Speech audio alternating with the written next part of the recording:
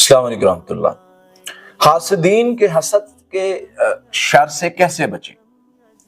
اللہ کے نبی صلی اللہ علیہ وسلم نے جو طریقے بتائے ہیں، جو پڑھائی بتائی ہے، جو اذکار بتائے ہیں، ان کے ساتھ ساتھ کچھ چیزیں بھی بتائی ہیں جن کو اپنے اندر لے کے آنا ہے اور جن کو اپنے اندر سے نکالنا ہے۔ اگر وہ چیزیں ہم اپنے اندر لے آئیں یا نکال دیں تو انشاءاللہ شر سے بچ سکتے ہیں۔ نمبر 1، ہم ان دنوں میں ہم جب جادو کے یا نظر بد کے یا حسد کے شر کو دیکھتے ہیں کہ وہ ہمارے اوپر اثر انداز ہو رہا ہے، ہم نے ان کی وجوہات پر غور کرنی، وجہ کیا بن رہی ہے۔ اس میں سب سے پہلی چیز ہوتی ہے آپ کی نعمتوں کو دیکھ کے حسد کیا جاتا ہے۔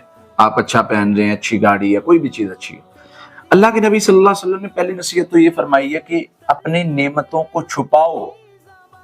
ہر نعمت رکھنے والے کے ساتھ جو ہے وہ حسد کیا جاتا ہے۔ حسد ہے ہی اس چیز کا نام کہ اس کے پاس یہ چیز کیوں ہے، یہ ایک فیل کا نام ہے۔ اور قرآن میں جو ذکر کیا گیا ہے وہ من شر حاسد اذا حسد، اللہ جب جب حسد کرنے والا حسد کرے میں اس کے تب اس کے شر سے تیری پناہ میں آتا ہوں۔